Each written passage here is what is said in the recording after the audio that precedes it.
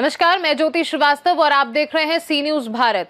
मध्य प्रदेश के रीवा जिले में पड़ रही भीषण गर्मी को देखते हुए शासकीय स्वशासी आयुर्वेद महाविद्यालय के प्राचार्य डॉक्टर दीपक कुलश्रेष्ठ ने लू से बचाव और उपचार के तरीकों पर विस्तृत जानकारी दी। मीडिया से चर्चा के दौरान उन्होंने बताया कि तेज गर्मी के इस मौसम में दोपहर के समय घर से बाहर निकलने से बचना चाहिए। यदि अत्यंत आवश्यक हो तो बाहर निकलते समय पूरे शरीर को अच्छी तरह से ढक कर निकलें ताकि सीधे धूप का प्रभाव कम हो सके। उन्होंने सलाह दी कि शरीर को हाइड्रेट रखने के लिए अधिक से अधिक पानी पीना बेहद जरूरी है।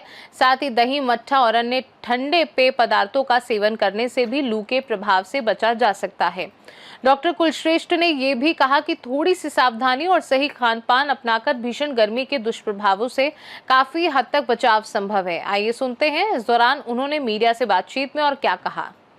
इस समय गर्मियों का मौसम है, टेम्परेचर 42 के आसपास हो जा रहा है। इससे बचाव के लिए लोगों को क्या क्या करना चाहिए? हाँ, इसमें विशेष रूप से जो है वो टेम्परेचर धीरे धीरे प्रतिदिन बढ़ता जा रहा है। अभी लगभग 42-43 पे पहुँच रहा है। तो इसमें हमको सावधानी रखने की आवश्यकता ये है कि एक तो ज़्यादा धूप में निकलना नहीं चाहिए और ज़रूरी भी है, काम के लिए निकलना भी है। तो थोड़ा सा सावधानी ये बरतनी है कि भरपूर पानी पी के निकलना चाहिए, क्योंकि ज़्यादा गर्मी में डिहाइड्रेशन ज़्यादा होता है। तो डिहाइड्रेशन होने की वजह से ही मरीज जो है या अपन व्यक्ति बोलें वो बेहोशी की स्थिति में आता है। उसको हम लू लगना के कहते हैं। टेम्परेचर बढ़ जाता है और बॉडी की पानी की कमी की वजह से वो चक्कर खा के चलता है। तो घर से जब भी निकलें तो पानी भरपूर मात्रा में पी के निकलें। दूसरा, सत्तू का प्रयोग बहुत अच्छा माना गया है। इसका घर से अगर सत्तू घोल के, पतला सत्तू मिलाकर, नमकीन या मीठा जैसा भी आपको पसंद हो, वो अपन सत्तू पी के आप घर से निकलें तो वो क्या है ना, पानी को ज़्यादा देर तक शरीर में रोक के रखता है।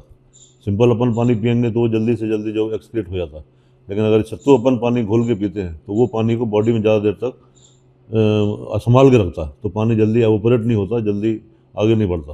तो उससे बहुत फ़ायदा होता है, जिससे कि व्यक्ति को पानी शरीर में बना रहता है तो व्यक्ति को बेहोशी नहीं आएगी और उसमें जो लू लगना जिसको कहते हैं वो नहीं होगा। टेम्परेचर कंट्रोल में रहता है। शरीर को ढक के निकलें।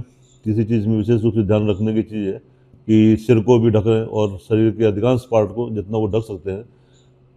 महिलाएं जो निकलती हैं उसमें हम दस्ताने पहनने को बोल देते हैं, पूरी आस्तीन के कपड़े पहनने को बोलते हैं और सिर ढक के निकलना है, पूरा चेहरा कवर करके निकलना है। अधिकांश बॉडी पार्ट जो है वो आपको कवर करके निकलना है, जिससे कि कम से कम एक्सपोजर हो और कम से कम एवोपरेशन, जिसको हम पानी का वाष्पन कहते हैं, वाष्पन कम हो। तो ये सब चीज़ें सावधानी आपको बरतनी है। मान लीजिए कोई धूप में जा रहा है, लोग काम कर रहे हैं, जाना तो जरूरी है, तो किसी को लू लग गया तो पहले वो क्या करे?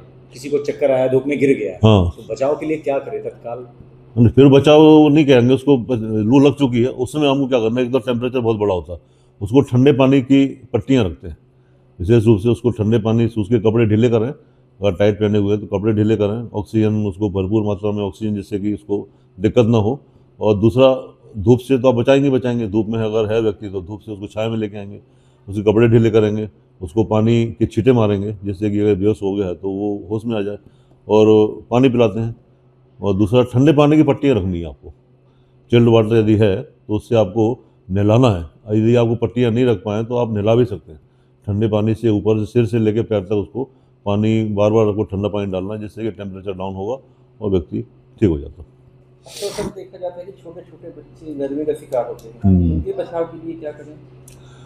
उनके बचाव के लिए भी है कि धूप से बचना है। और ठीक है, बच्चे हैं कि निकलते ही हैं, तो उसमें उनको, बच्चों को बोल के रखें कि पानी बार बार पीते रहें, धूप में ना जाएं, पूरे शरीर को कवर करके रखें। यही सब सावधानियाँ हैं। फलों का रस, तरबूज, खरबूज, इस समय जो सीजनल फ्रूट जो आ रहे हैं वो गर्मी में इसीलिए आते हैं, वो गर्मी के फल हैं। आपको एप्पल नहीं खाना, आपको और दूसरी चीज़, पपीता आपको महंगा लग रहा है तो वो नहीं खाना, लेकिन तरबूज और खरबूज और खीरा, ककड़ी, इनमें पानी की मात्रा बहुत ज़्यादा होती है, तो इनका सेवन हमको भरपूर करना चाहिए। ये बॉडी में आपको इलेक्ट्रोलाइट्स भी प्रोवाइड करते हैं और पानी भी प्रोवाइड करते हैं। अगर किसी बच्चे को लू लग गई है तो हम कैसे जानेंगे इसको लू किसी में क्या दिक्कत होती है? एक, दूसरा टेम्परेचर आपको बढ़ा मिलेगा, सब बॉडी टेम्परेचर जो है वो बढ़ा मिलेगा। दूसरा, व्यक्ति जो है, बच्चा, वो बेहोशी की स्टेज में आता है, एकदम बेहोश होगा उसको, और टेम्परेचर बुखार जिसको हम कहते हैं, तो वो लू लग जाना, उसको बुखार ज़्यादा मिलेगा। तो उसमें भी बच्चे को भी ये करना है कि ठंडे पानी से आपको सिकाई करनी है, ठंडे पानी के नीचे उसको खड़ा करना है और धीरे धीरे तो डाउन हो जाता है। उसके बाद में यदि पेशेंट का जो टेम्परेचर है वो डाउन करने के बाद ही आपको दवाइयाँ देनी है।